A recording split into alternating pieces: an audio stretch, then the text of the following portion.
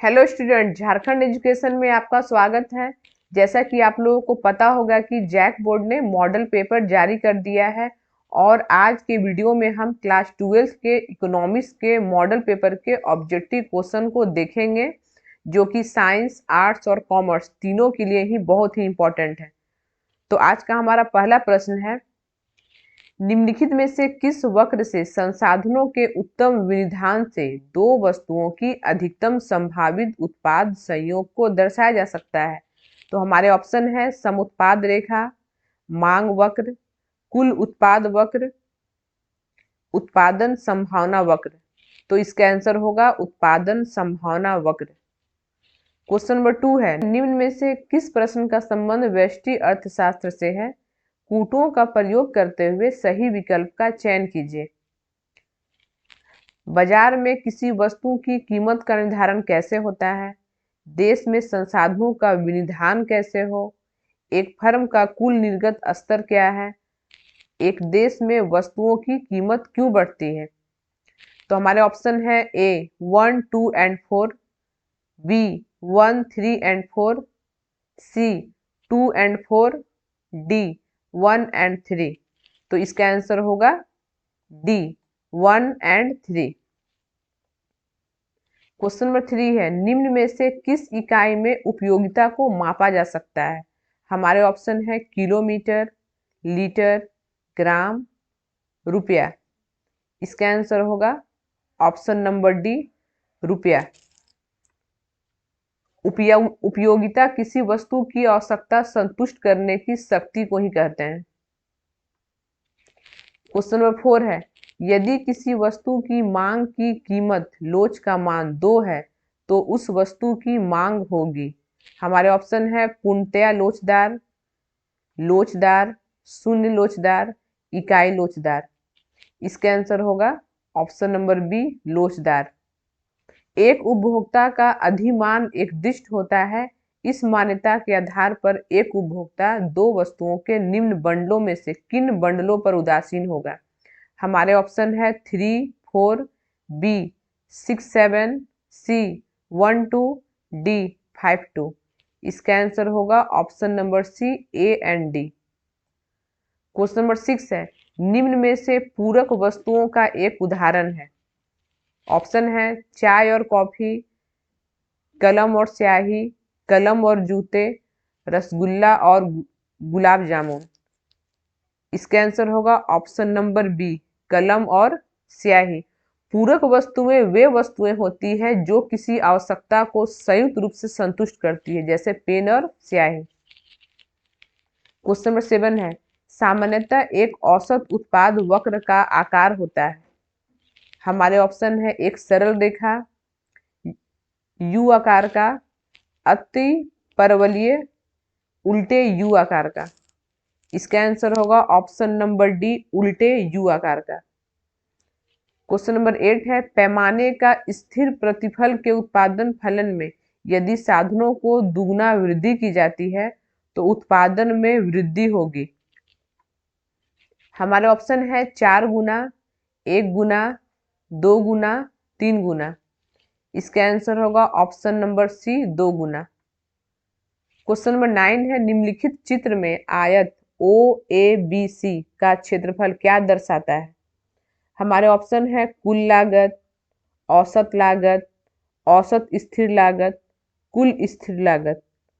इसका आंसर होगा option number D, कुल स्थिर लागत। क्वेश्चन नंबर 10 है, पूर्ण प्रतियोगी बाजार में फर्मों की संख्या होती है। हमारे ऑप्शन है 2, 1, अल्प, अत्यधिक।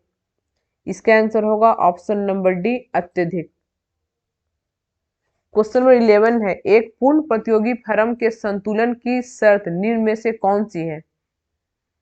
हमारे ऑप्शन है A M R equal to M C तथा एम आर वक्र एम सी वक्र को ऊपर से काटे, B M R equal to M C तथा एम आर वक्र एम सी वक्र को नीचे से काटे, C M R equal to M C तथा एम सी वक्र एम आर वक्र को ऊपर से काटे, D M R equal to M C तथा एम सी वक्र एम आर वक्र को नीचे से काटे।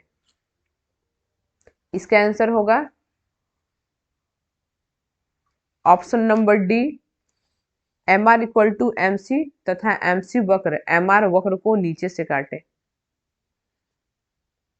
क्वेश्चन नंबर 12 है, एक फर्म के द्वारा वस्तु की कीमत में 10% की वृद्धि करने पर उसकी पूर्ति की मात्रा 15% बढ़ जाती है, तो वस्तु की पूर्ति होगी। ऑप्शन है पूर्णतया लोचदार, इकाई लोचदार, शून्य लोचदार, लोचदार। इसका आंसर होगा ऑप्शन नंबर डी, लोचदार। क्वेश्चन नंबर 13 है जो कि कथन और कारण से संबंधित है। हमारा कथन है, किसी वस्तु पर इकाई कर लगने से फर्म का पूर्ति वक्र बाईं ओर सरक जाता है। इसके कारण है, किसी वस्तु पर इकाई कर लगने से फर्म की सीमांत लागत बढ़ जाती है।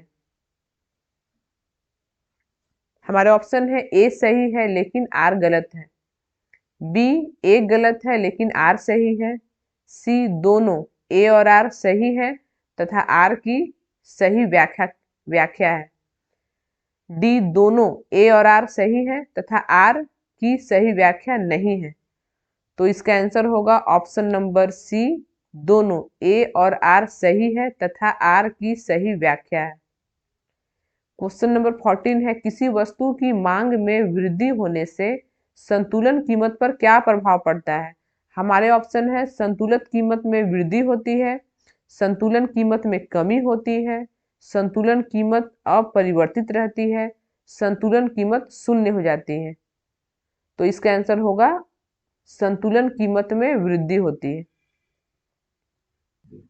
क्वेश्चन नंबर 15 है, बाजार में मांग आधिक्य की स्थिति कब उत्पन्न होती है।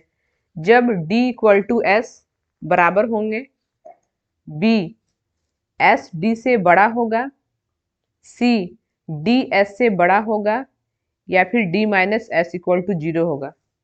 तो इसका आंसर होगा option number C, D S से बड़ा होगा, जब D S से बड़ा होगा। क्वेश्चन नंबर 16 है, पूंजीवादी अर्थव्यवस्था के संबंध में निम्नलिखित में से कौन सा कथन सत्य है। हमारे ऑप्शन है उत्पादन के साधनों पर निजी स्वामित्व, उत्पादन का उपदेश जन कल्याण, सरकार का पूर्ण हस्तक्षेप, श्रमिकों की सेवा का क्रय विक्रय संभव नहीं। तो इसका आंसर होगा उत्पादन के साधनों पर निजी स्वामित्व। पूंजीवादी अर्थव्यवस्था का अर्थ होता है जब उत्पादन के साधनों पर प्राइवेट ऑनरशिप होता है, मतलब कि निजी स्वामित्व होता है, तो उसे पूंजीवादी अर्थव्यवस्था कहते हैं।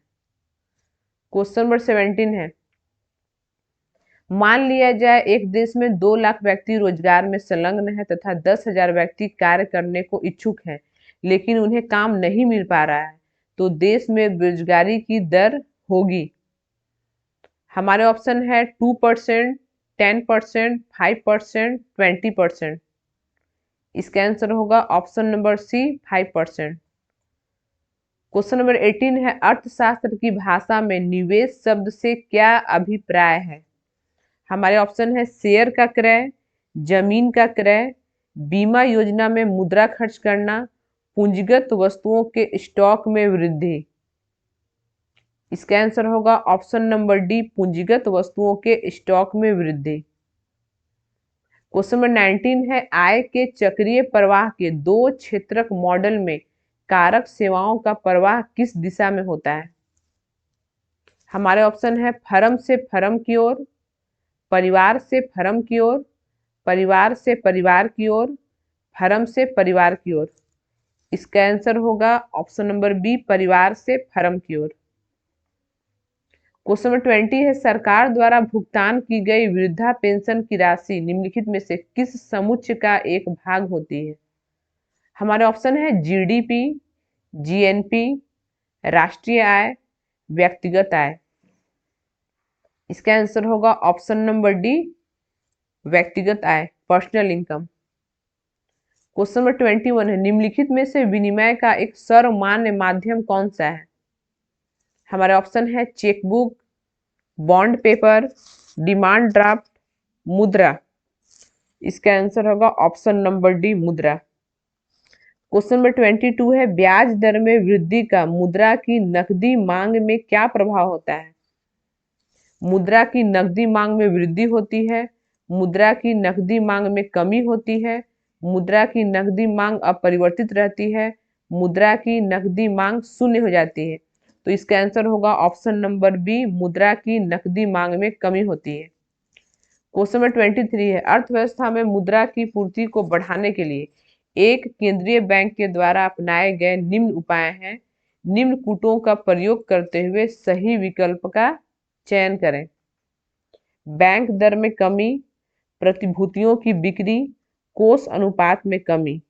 हमारे ऑप्शन है A and B, B and C, A and C, A B and C. इसका आंसर होगा option number C, A and C, bank दर में कमी और कोष अनुपात में कमी।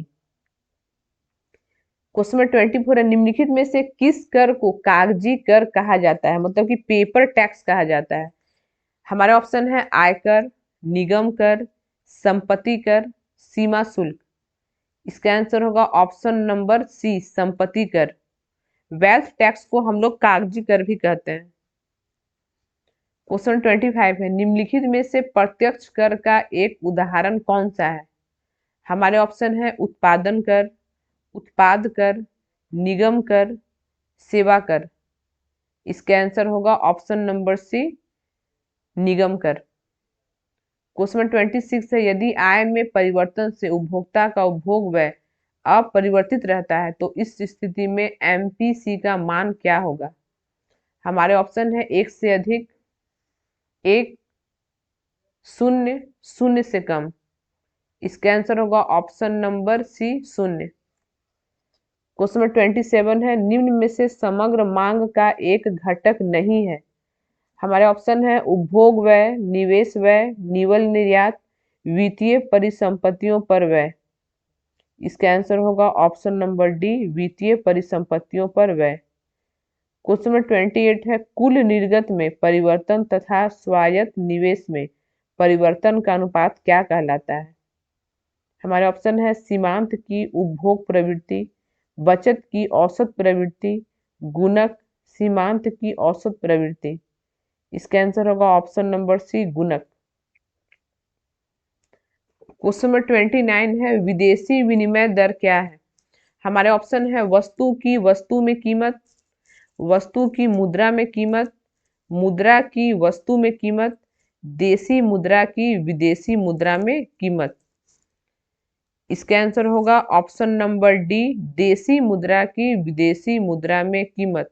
विदेशी विनिमय दर वह दर होती है जिस पर एक मुद्रा का दूसरी मुद्रा में विनिमय किया जाता है, उसे ही विनिमय दर कहते हैं। क्वेश्चन नंबर 30 है, वस्तुओं एवं सेवाओं के अंतर्राष्ट्रीय लेन देन के संतुलन को क्या कहा जाता है? हमारे ऑप्शन है बाजार संतुलन, उपभोक्ता संतुलन, व्यापार संतुलन, भुगतान संतुलन। तो इसका आंसर होगा व्यापार संतुलन, बैलेंस ऑफ ट्रेड। व्यापार शेष, बैलेंस ऑफ ट्रेड, आयात तथा निर्यात वस्तुओं अर्थात जिस वस्तुओं की सूची होती है जो कि एक देश एक वर्ष में करता है, ये एक संकुचित धारणा होती है तथा भुगतान शेष का ही भाग होती है। यह देश के आर्थिक संबंधों तथा आर्थिक समृद्धि का सही सूचक नहीं होता है।